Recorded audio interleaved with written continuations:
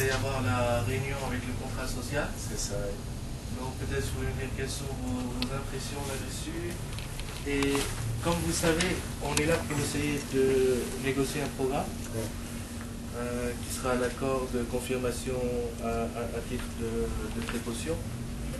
Et on essaie de voir quelles sont les réformes qui sont déjà inscrites dans la feuille de route du gouvernement que vous pensez devraient être dans le programme de réforme qui pourrait être soutenu par le FMI. C'est-à-dire des réformes que,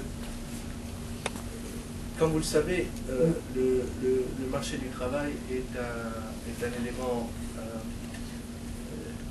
et le taux de chômage qui est élevé, la disparité régionale dans le chômage, le fait que 2011 était une crise, 2012 la croissance a repris, le chômage a certes commencé à baisser, mais toujours pas assez pour essayer de réduire les disparités régionales et créer l'emploi pour les jeunes et créer l'emploi dans ces zones défavorisées.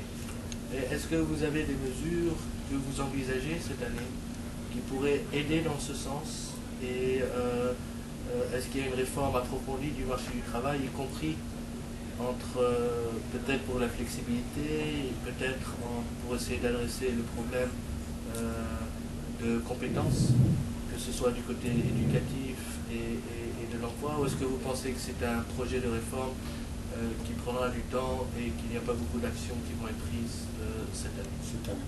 Bon, je vous remercie. Bon, à part la question du contrat social qui me paraît quelque chose d'assez important, bon, du moins dans le fait de tranquilliser les esprits et surtout de faire cette association d'ailleurs entre l'entreprise et les syndicats, etc. Et hormis le fait aussi que nous sommes, tout le gouvernement et enfin tous les partis politiques, nous sommes en train donc de faire le calendrier régional des élections de la fin de la période transitoire. Je pense que c'est là sont deux éléments assez importants.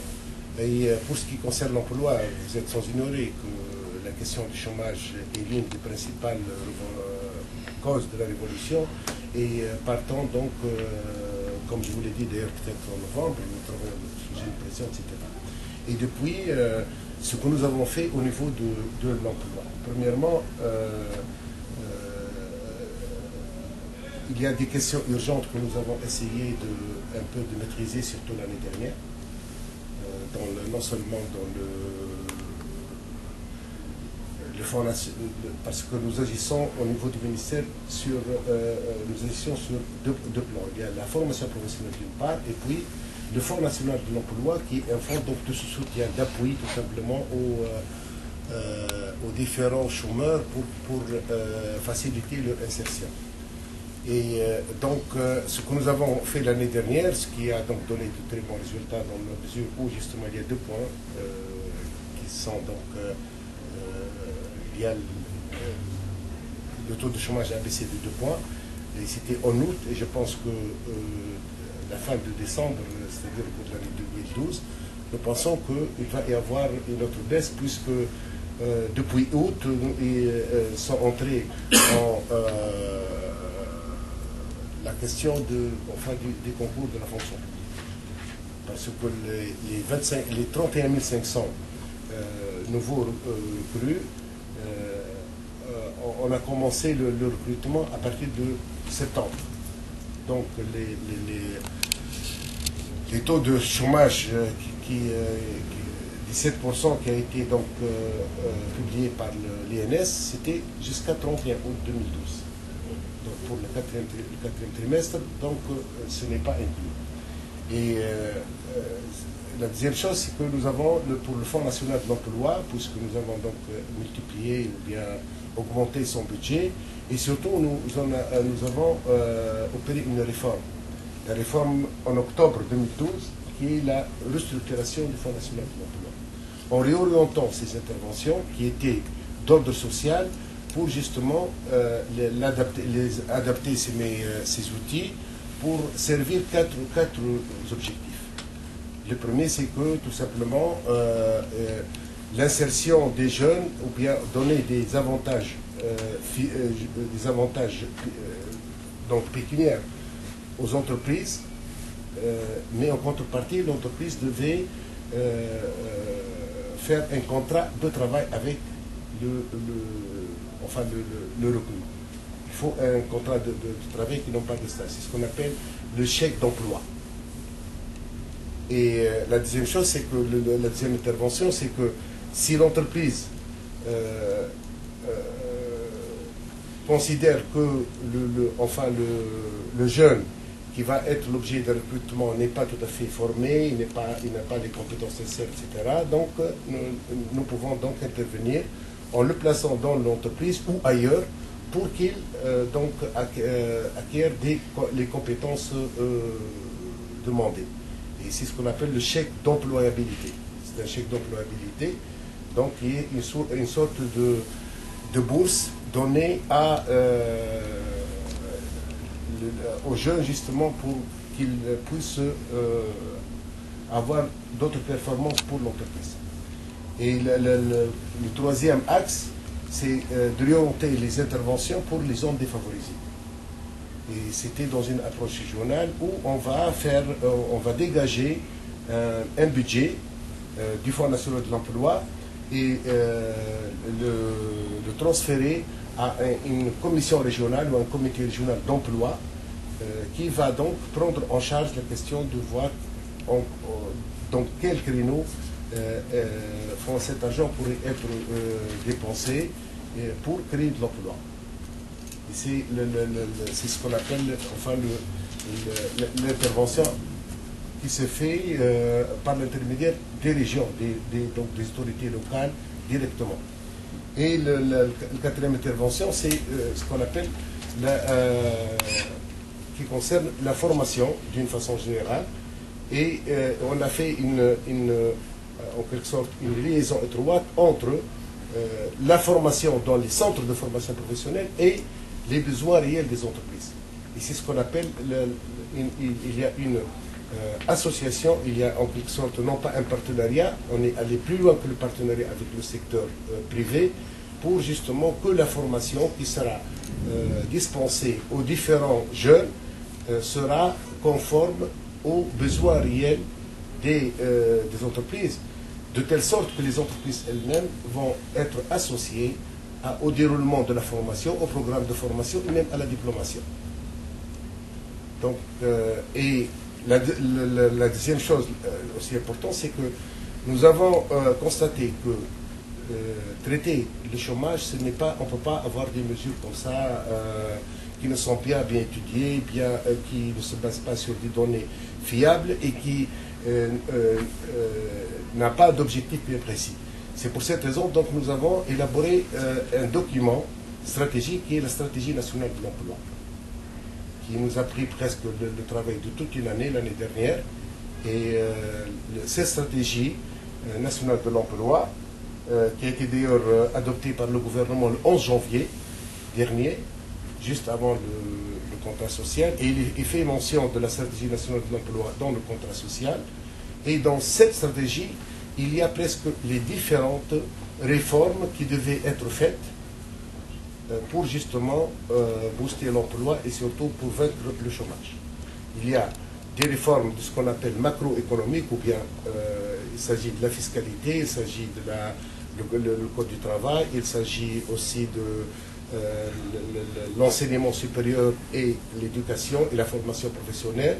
Il s'agit aussi d'une façon un peu de changer le modèle de développement tunisien pour qu'il puisse donc absorber les demandeurs d'emploi. Surtout, il s'agit des demandeurs d'emploi qui sont des jeunes et en plus instruits. Et donc, il fallait peut-être faire intégrer l'économie tunisienne dans ce qu'on appelle l'économie du savoir, etc. Et aussi réorienter l'activité d'investissement dans les régions défavorisées qui constituent vraiment des niches et des mines d'emploi, surtout que pour des raisons tout à fait connues, le taux de chômage est assez important Et en plus, il y a des potentialités qui existent, qui ne sont pas exploitées. Donc, dans la stratégie nationale de l'emploi, comme je vous l'ai dit, qui a été donc adoptée par le gouvernement, il y a presque les réformes qui ont été prévues dans le document de la FMI, de la Banque mondiale, etc., concernant les investissements, la fiscalité, etc., sont là. La flexi-sécurité, c'est aussi mentionné. Il y a aussi la TVA sociale, il y a aussi la possibilité d'alléger la caisse de compensation. Tout ceci, donc, c'est pour dégager le maximum de fonds pour, dans le cadre de l'investissement public-privé. Et c'est là une question très importante sur laquelle nous avons donc travaillé, ce partenariat public-privé dans le développement, la réforme du secteur bancaire et des banques, tout y est dans cette stratégie. Donc, et pour cette année, nous allons donc, il y a un calendrier, cette stratégie donc, va être pour 5 ans. Il y a des mesures que nous allons donc, entreprendre cette année, 2013, pour justement déblayer le terrain et surtout ouvrir toutes les perspectives à l'emploi. Est-ce qu'on peut avoir une copie de cette stratégie? Oui, elle est là, mais malheureusement, voilà, c'est ça, l'Arabia. Nous avons donc demandé à l'OIT de nous dégager des fonds pour la traduction. Hein. Je vous donne enfin les deux partenaires sociaux, c'est-à-dire l'UTICA et le JTT. Et les deux sont d'accord? Les deux sont d'accord. Les deux sont d'accord, nous avons fait, et surtout aussi les administrations publiques. Et c'était un travail vraiment qui a été fait en collaboration étroite avec tous les différents intervenants. C'est pourquoi on n'a pas trouvé beaucoup de difficultés à ce que tous les gens donc, qui adhèrent, surtout au niveau de... Et faites avec le BIT? Avec le BIT, on fait le budget aussi, qui a contribué, Banque africaine de développement qui a contribué, et je pense, et principalement, disons, c'est le BIT. D'accord. Ouais. Et s'il y a des mesures clés pour 2013 qui 2013, sont voilà. ce seraient lesquelles? Lesquelles? C'est, voilà, je vais vous donner une idée. C'est là un point très important. Insister beaucoup sur ce qu'on appelle l'auto-emploi dans les régions du Congo. L'auto-emploi ou les microfinances. Parce que dans les régions littorales, il n'y a pas de problème, et il y a toujours des entreprises, et on pourra placer, etc., avec les avantages fiscaux que nous avons prévus avec les chèques d'emploi et d'employabilité. Donc, c'est possible donc au moins de stabiliser les recrutements. Pour les régions défavorisées, et c'est là où les taux de chômage sont vraiment énormes, il faut trouver une autre solution. On ne peut pas placer les gens, on n'a pas un tissu économique capable de les absorber. Donc, la seule solution urgente et provisoire, c'est premièrement de dégager ou de permettre aux jeunes là-bas, premièrement d'identifier des micro-projets, soit individuels ou bien collectifs, justement, des micro-projets qui seront donc rentables et qui seront viables dans la région, donc qui vont s'insérer dans le tissu régional et qui pourraient donc au moins faire baisser les taux de chômage du moins provisoirement jusqu'à ce que dans les grands projets de l'État et surtout avance pour les années prochaines. Et c'est là, actuellement, pour cette année, c'est presque l'innovation existe là-bas. C'est dans ce qu'on appelle l'auto-emploi. Et nous allons faire presque le 1/3 du budget du Fonds national de l'emploi, c'est-à-dire de l'ordre de presque 200 millions de dinars, justement, pour l'auto-emploi. Et nous allons faire une clé de répartition pour chaque région, pour donner à chaque région un budget intéressé, donc qui correspond au taux de chômage, à la population, aux potentialités qui existent, etc. Et nous allons donc surtout transférer cet argent à une instance régionale qui pourrait donc piloter et surtout avec bien sûr la coordination avec le ministère ici. Et en plus, il y a le problème surtout de la formation, ou bien surtout ce qu'on appelle la formation complémentaire. Nous avons aussi un programme qui s'appelle, nous allons le quantifier, le programme d'encouragement à l'emploi, qui va être donc l'outil pour surtout les diplômés qui dans des filières qui ne sont pas employables, donc de leur faire une formation complémentaire ou bien une conversion dans les régions elles-mêmes pour leur permettre justement de trouver enfin des créneaux d'auto-emploi, mais aussi pour leur permettre et leur donner la possibilité d'avoir un emploi qui dont le diplôme initial ne permet pas. Donc ce sont les deux. Il y a la formation pour l'emploi, pour l'auto-emploi et l'identification des micro-projets. Et le ministère va donc aider pour l'autofinancement,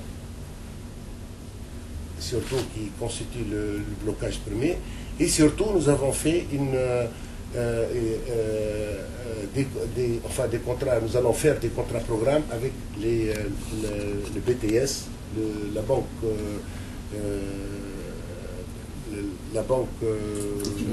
de financement des petites et moyennes entreprises, des associations comme INDA, etc., pour faire une action commune dans les régions pour justement essayer de trouver le maximum de micro-projets pour ces jeunes-là. Parce qu'il y a la question de l'accompagnement, il y a la question de l'identification du projet, il y a la question du suivi, etc. Et c'est là où il y a le maximum d'intervenants dans ce sens. D'accord, merci beaucoup. Donc il y a beaucoup d'actions qui sont faites et qui sont vues pour cette année. Peut-être deux, trois questions liées à ça. Un, nous avons entendu de certains quartiers que certains de ces emplois qui sont créés ne sont peut-être pas toujours utiles. Et donc, seraient aussi des emplois qui seraient créés dans des entreprises publiques pour essayer d'absorber le chômage, mais qui sont là que pour créer l'emploi, alors que peut-être que dans l'activité de l'entreprise, cet emploi n'est pas vraiment nécessaire. Dans les entreprises publiques. Dans les entreprises publiques. Donc, je ne sais pas quelle est votre opinion là-dessus. L'autre, c'est que certaines de le système actuel essaye de résoudre le problème de chômage, mais que les personnes qu'on insère dans les positions sont les personnes qui sont le plus longtemps restées au chômage. Avec un système de côte, où plus on est au chômage, plus on a de chances de trouver un travail parce que la personne a plus besoin, etc. Ce qui ne nécessite pas nécessairement que la personne qui a le plus d'expérience est la personne qui est la plus qualifiée et le travail. Et donc de ce côté-là, c'est peut-être pas le système le plus efficace. Absolument. Donc je ne sais pas, est-ce que ceci fait partie de la réforme? Et peut-être une dernière question, est-ce qu'il y a une volonté d'aller de l'avant pour essayer d'établir peut-être un peu plus de flexibilité dans les contrats de travail, y compris pour le fait qu'il n'y a plus la sous-traitance, mais il y a des contrats qui sont encore plus de 4 ans. Une fois qu'on prend quelqu'un, du côté de la compagnie, c'est beaucoup plus dur pour laisser la personne partir parce que ça devient, les conditions de travail sont plus rigides. Oui. Nous sommes tout à fait d'accord. Pour ce qui est, pour la deuxième question, le deuxième point, ce qu'on appelle les modes innovants de recrutement, etc., la flexisécurité, etc., c'est écrit dans la stratégie. Nous sommes, en tant que défendeurs des causes des chômeurs, nous sommes pour cette option. Et l'entreprise devait avoir beaucoup de flexibilité, beaucoup de souplesse dans le recrutement et dans le licenciement. C'est tout à fait normal et c'est bien sûr, et nous avons bataillé pour ça dans le contrat social, parce que nous sommes partie prenante. Nous avons bataillé pour ça. Et nous avons dit, puisque le contrat social prévoit la possibilité d'avoir une caisse, ce qu'on appelle de garantie de ceux qui ont perdu leur emploi, hein, il faut au moins, donc, en contrepartie, permettre cette donnée et adopter cette flexi-sécurité. Mais je crois que c'est le GTT qui était toujours, qui s'oppose à cette idée. Hein. Et de toutes les façons, c'est pourquoi dans la stratégie, il est dit, il faut trouver toutes les formules possibles justement pour la flexi-sécurité. Ça, c'est tout à fait. Et je pense que c'est là une tendance générale. On ne peut pas l'éviter. Mais la question est tout simplement, il faut peut-être accélérer le processus plus qu'autre chose, à notre niveau et au niveau du gouvernement. Bon, pour la question des recrutements qui ont été faits en 2012, je vous l'accorde, je suis tout à fait d'accord. Il y a, parce que, par exemple, je vous donne quelque chose qui est très clair pour la compagnie Phosphate DAS. Il a recruté presque 10 000. Mais en fait, ce sont des recrutements sociaux. Ce ne sont pas des recrutements qui répondent aux besoins même de l'entreprise. Vous voyez. Et c'est là, à mon sens, quelque chose qui n'est pas économiquement rentable. Mais peut-être politiquement, socialement, enfin, c'était une solution, tout simplement. À un degré moindre, les recrutements qui ont été faits à la fonction publique. Les 25 000 là. Aussi, c'est la même chose. Pour cette année, pour l'année 2013, il est prévu dans le budget de recruter 23 500 dans la fonction publique. À mon avis, c'est ce que personnellement, je vais défendre l'idée qu'il faut justement que ces recrutements doivent se débarrasser de ce qu'on appelle du côté social et politique. Il faut vraiment le mérite, il faut la qualification, parce que l'administration devait être vraiment le vecteur et il faut qui tire en quelque sorte les services publics d'en haut. Et je pense que ceci est nécessaire, mais malheureusement, comme je vous ai dit, il y a des impératifs politiques, des impératifs économiques, il y a cette tension, cette pression qui se fait. Il y a plus qu'il y a dans la structure des chômeurs, il y a des chômeurs qui ont passé presque plus que 5 ans ou 6 ans, etc. Donc il faut trouver une solution immédiate. Et je pense, si on a en 2012, ce sont les chômeurs de longue durée qui ont profité, pour 2013, il faut que les chômeurs les plus qualifiés qui doivent être donc recrutés. C'est à mon avis. Et surtout, autre chose, il faut aussi que ce recrutement-là aussi, parce que autre anomalie, dans les recrutements de 2012, les régions les plus défavorisées ont été défavorisées dans le recrutement. Par exemple, au Tataoun, où il y a 51%, pour ceux qui ont été recrutés, il y a 5 ou 6. Vous voyez. Donc il faut faire le mérite et surtout voir donner des quotas ou bien donner, je ne sais pas, ou peut-être quelques avantages aux régions.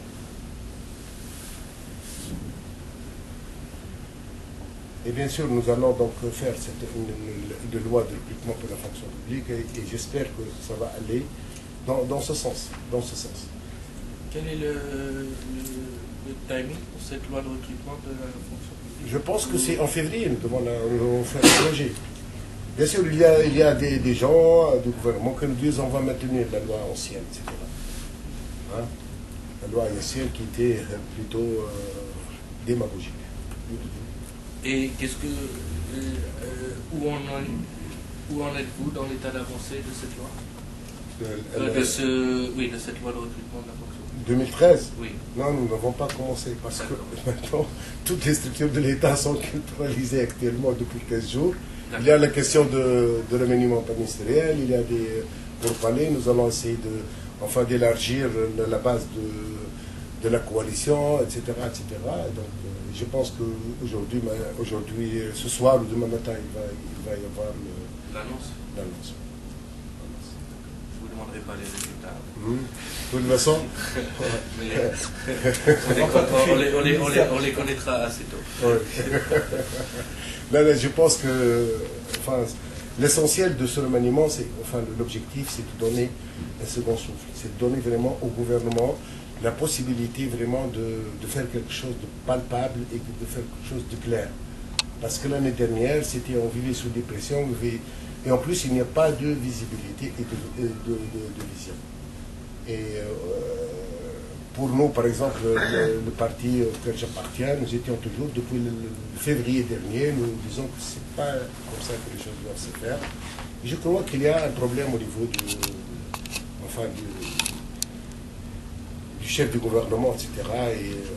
Et je pense que tous ces obstacles ont été maintenant surmontés, et nous espérons donc que ça va aller, parce que c'est là l'une des causes de de la coalition, et surtout nous ne pouvons pas continuer si les choses vont aller comme l'année dernière. Donc il va y avoir des contrats programmes, il va y avoir des objectifs clairs pour chaque ministère, etc., pour justement que les choses avancent. Comme vous le savez, par exemple, le taux de réalisation du budget de l'État de l'année dernière était médiocre, en quelque sorte. Les gens n'ont rien vu, en fait. Pourquoi? Parce qu'il y a les lois anciennes, il y a la bureaucratie, il y a ce qu'on appelle l'administration ancienne qu'on trouve ici, même dans ce ministère, difficulté. On ne peut pas... Tu prends une décision, alors la décision sera bloquée, etc. Donc il faut être plus fort et il faut peut-être aller plus clairement, essayer vraiment de batailler et de laisser à côté cette approche classique, traditionnelle, etc. Il faut aller plus loin, tout simplement. Et je pense que le gouvernement prochain sera en mesure de le faire. Merci beaucoup. Peut-être juste pour revenir sur la loi de recrutement de la fonction publique, et ceci adressera... est-ce que ceci est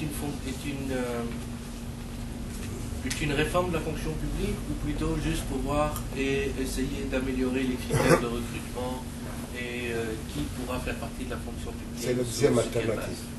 C'est la deuxième alternative. La question de la réforme du système de la fonction publique n'était pas posée jusqu'ici. Il y a ce qui a été posé, la question de réforme de l'investissement, du code d'investissement. C'est déjà fait, on a avancé. Enfin, le code fiscal n'a pas été encore pris comme étant une réforme. C'est nous, au ministère, que nous avons demandé cette réforme.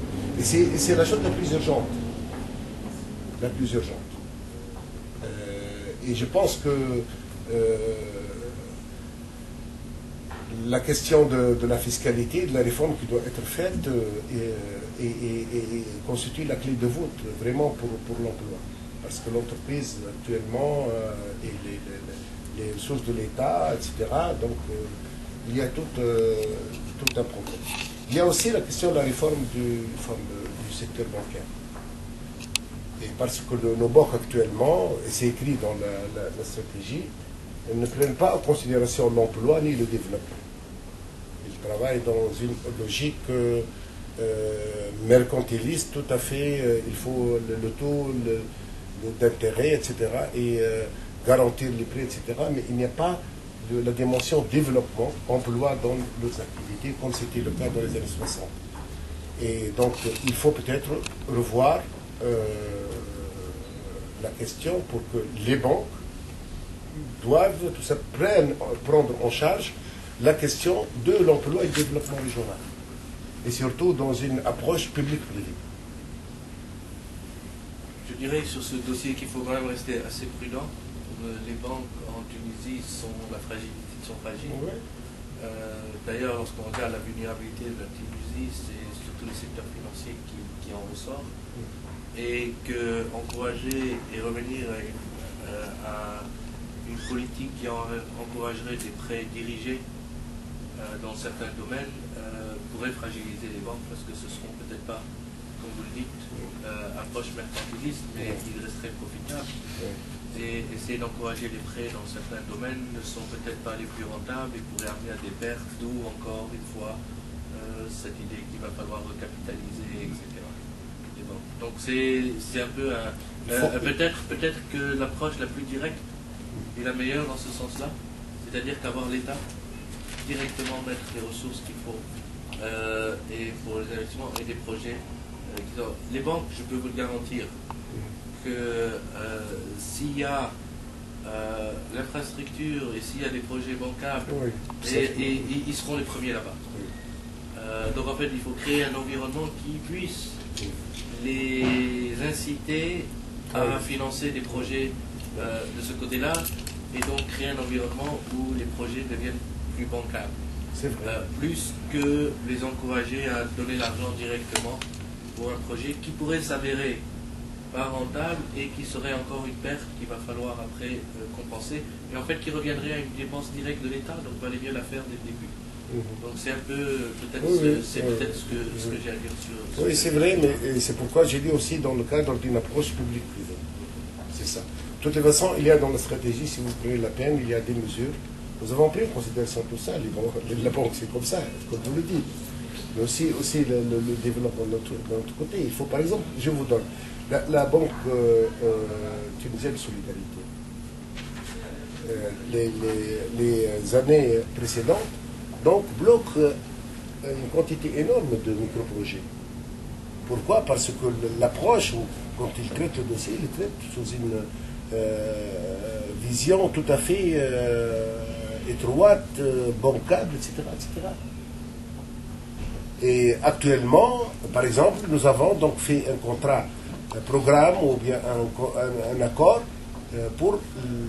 C'est vrai, il examine le dossier sous l'angle bancaire, et nous pouvons aussi donc voir examiner le dossier sous un angle emploi. Et il faut trouver la meilleure solution entre ces deux impératifs.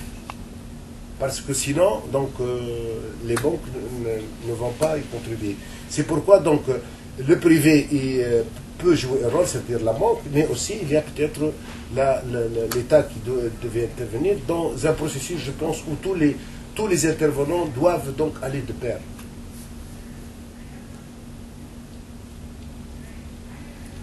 Merci beaucoup.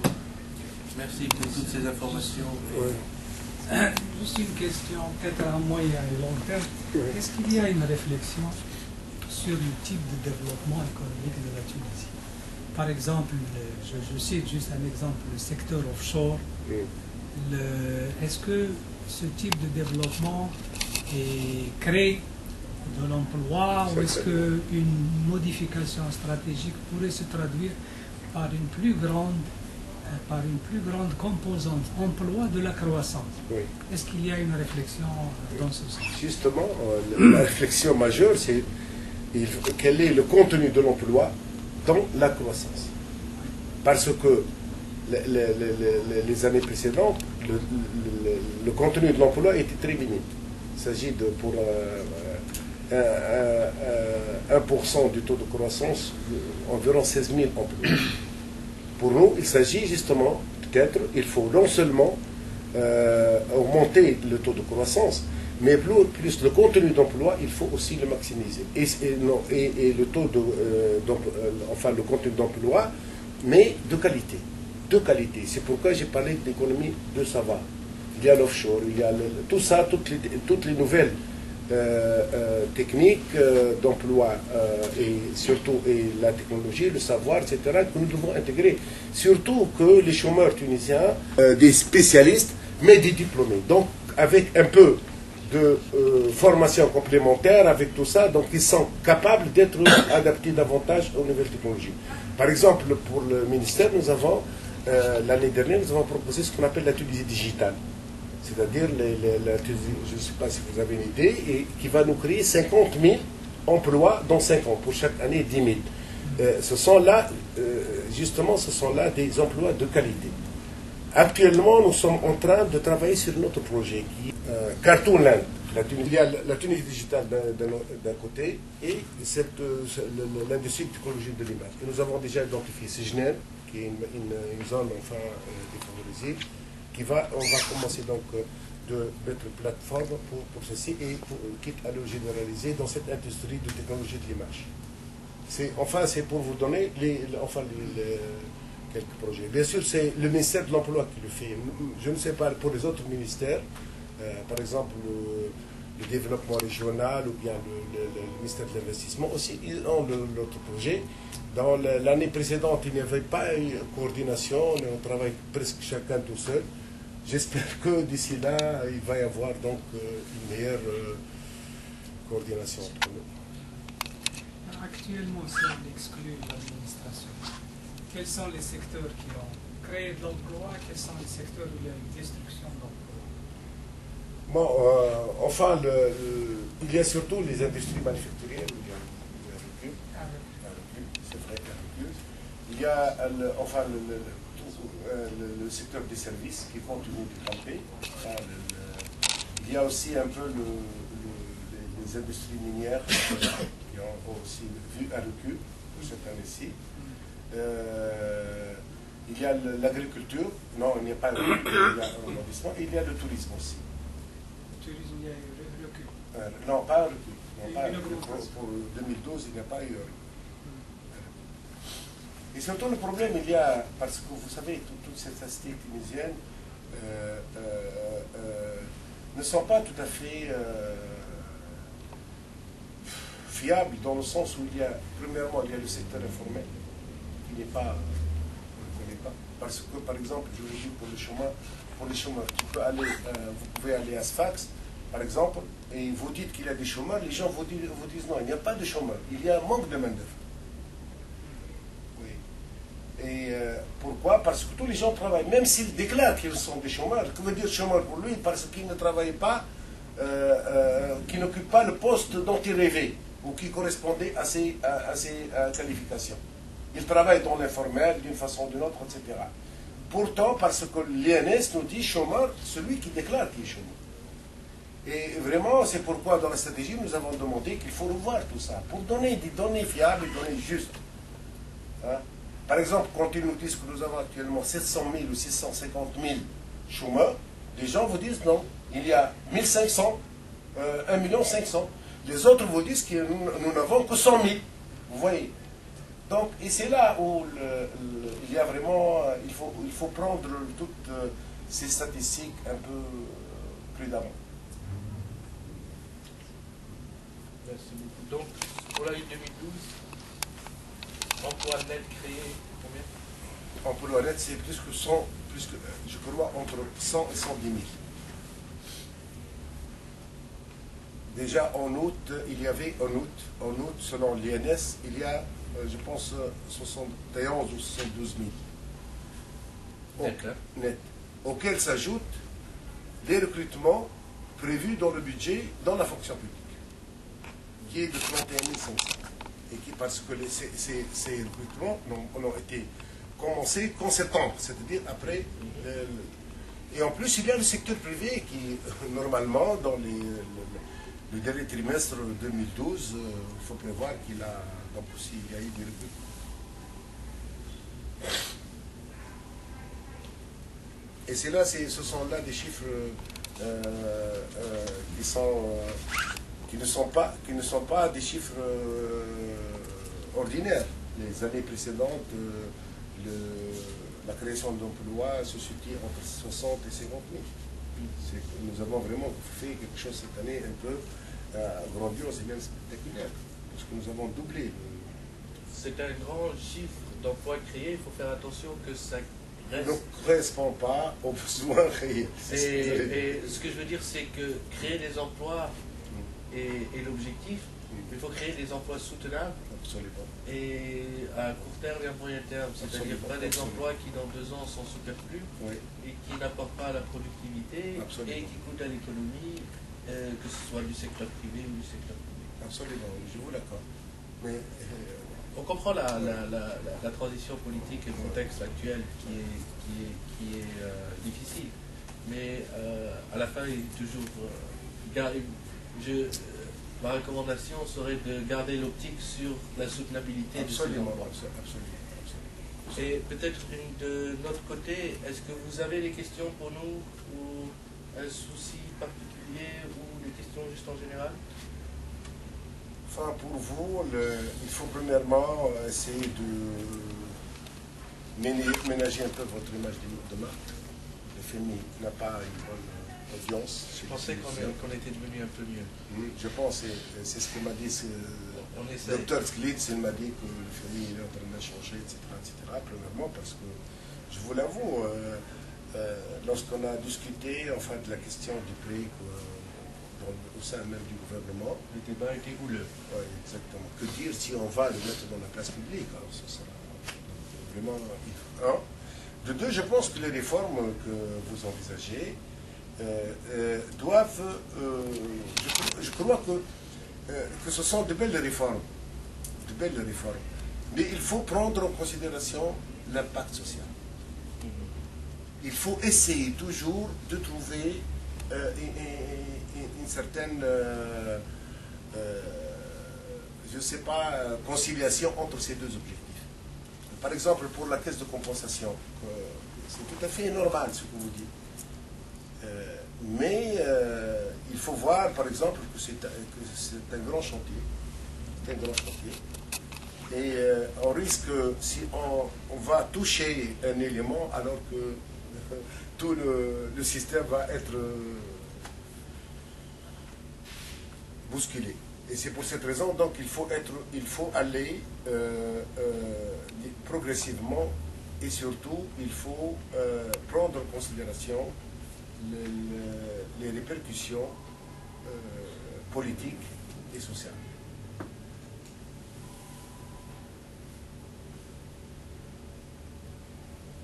عندك شي حاجة أخرى؟ Je suis tout à fait d'accord avec vous sur ce point. Merci beaucoup. يعطيك الصحة. Avec ça. Voilà, je vous donne ça, حتى en attendant quand il va y avoir cette addiction. Certainement. Mais il y a tout ici. Ici, il y a les différents diagnostics. Le diagnostic, et puis les différents objectifs stratégiques, par exemple. Et puis il y a des mesures concrètes. Fiche les mesures, c'est ça. Ouais, c'est ça, voilà, oui, etc. Tout presque en 2013, qu'est-ce qu'on fait, etc. Voilà. Ouais. Hein? C'est en arabe, mais on va le traduire très prochainement. De toute façon, avec les emails, de toute façon, ça va être traduit, va être médiatisé. Et j'aime bien si vous avez quelques observations, vous le faites. Et ceci sera médiatisé. Je pense qu'il faut. Ça a été adopté par le gouvernement en janvier. Ça va être. Enfin, il y a une question logistique, etc. Mais je pense que début mars, ça va être médiatisé. Hein? Et en fonction des objectifs qui sont là, nous allons en quelque sorte adapter les différents programmes, etc. C'est clair, vous pouvez avoir une idée. Parce que ce n'est pas une stratégie pour le ministère ou pour le gouvernement actuel. C'est une stratégie nationale. Je pense que n'importe quel gouvernement peut l'appliquer et vraiment ça donne des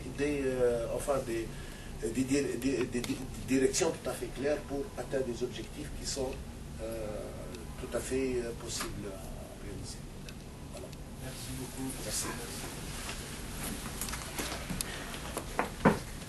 On verra après la fin de la mission s'il y aura encore un autre débat. Ah oui. C'est ça, il a fallu tous. Bon. Merci beaucoup. Merci.